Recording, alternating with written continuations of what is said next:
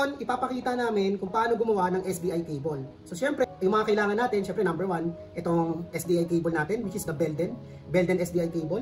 And then syempre meron tayong crimper. Yan. Crimper, wire stripper, yan, wire stripper. Syempre, yung ating canner na BNC connector. So dalawa yan. Yan, dalawa yan. Kakabit kasi natin sa magkabilang dulo ng ating cable.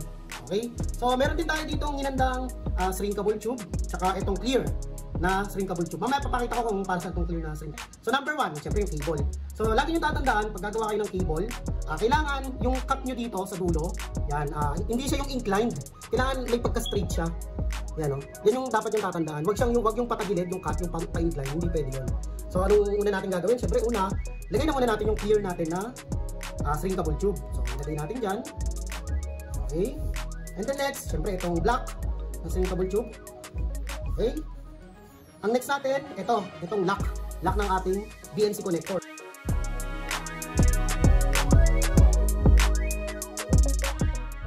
And then it's time para balatan na natin yung ating cable. So gagamit ako ng wire stripper for SDI cable.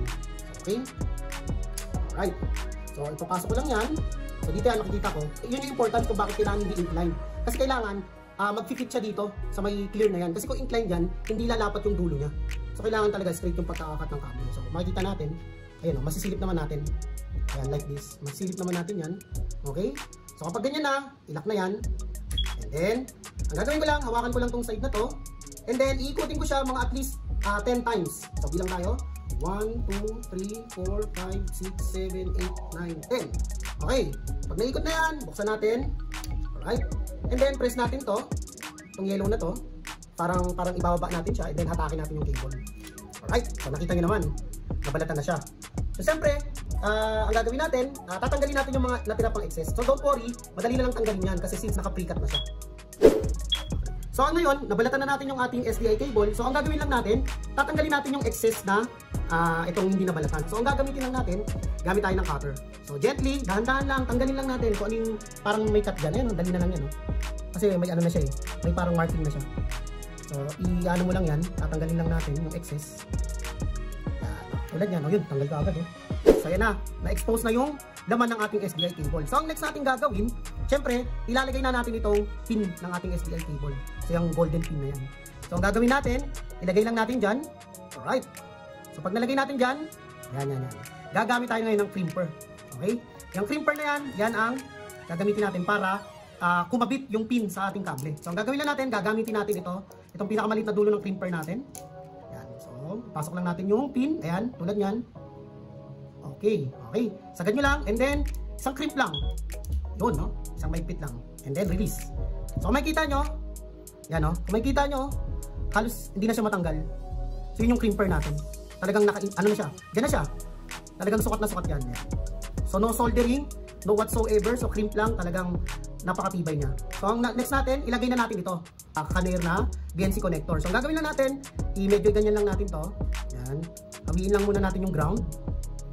So, pag nahawin natin yung ground, ilagay na natin to. So, sukat yan. Okay. Alright. Okay. Yun, no? So, kailangan, makikita nyo yung pin. Mararamdaman nyo pag ginano nyo yung daliri nyo. Yan. Mararamdaman nyo yung pin tulad nito. Okay. So, next na gagawin natin, syempre gagamitin na natin yung lock natin. Ito. Ang gagawin lang natin, pupush lang natin yan. Yan mo ha.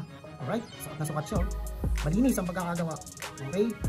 So, syempre, hindi pa tapos yan. Ang gagawin natin is i-crimp natin uli. So, gagamitin lang natin yung gitna ng crimper natin. Ito. Yan. Ito yung gagamitin natin. Alright. So, ang gagawin lang natin, ganyanin lang natin, lagay lang natin siya. Okay. And then, pagkalagay natin yan, press natin yung crimper. Alright. Na-press na natin. Ayan. Makikita nyo hexagonal shape. Oh. Talagang napakalinis. Ang ganda. Ayan. Okay. So, tapos na tayo sa isang dulo. So, yung ginawa natin dyan, gagawin din natin sa kabilang dulo.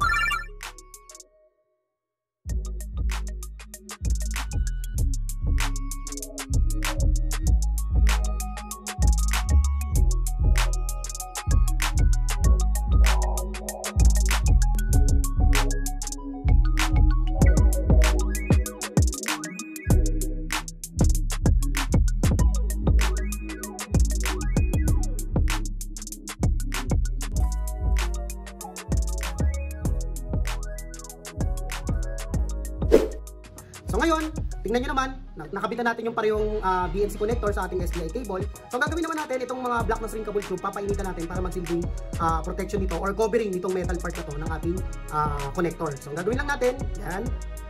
So gagamit ako ng heat gun or blower, yan. So papainitan ko lang siya. Okay.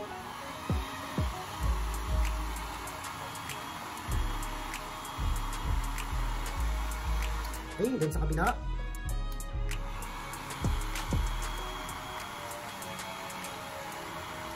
Okay, tapos na yan. Pinitin naman sa kabila. Ganun din. Painitan din natin. Okay, next. Tapos na natin. So yan, may covering na yung metal part ng ating connector. So itong ating clear na shrinkable tube. Itong shrinkable tube natin na to. So pwede natin lagyan niya ng sticker. So paano ba yun? Halimbawa ito, meron ako ditong sticker. So yan, may sticker ako ng company. And then dikit ko lang yan. Okay. Kung saan mo gustong idikit, ayun, diba dyan. So syempre, kapag ganyan lang, madali yung masira or madaling matanggal. So para ano yun, para maiwasan yun, gagamit kaya tayo naglagay ng clear na shrinkable tube. So para maging protection yan. So gagawin natin, initan din natin yan. Gamit ang ating blower.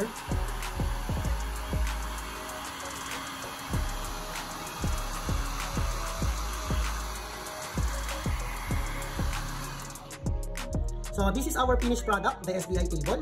So yan naman, tingnan nyo naman. So message nyo lang kami sa email na magpa-flash dyan sa screen or click the link in the description below. So message nyo kami kung gusto nyo magpagawa ng SPI cable. So yun lang, maraming salamat.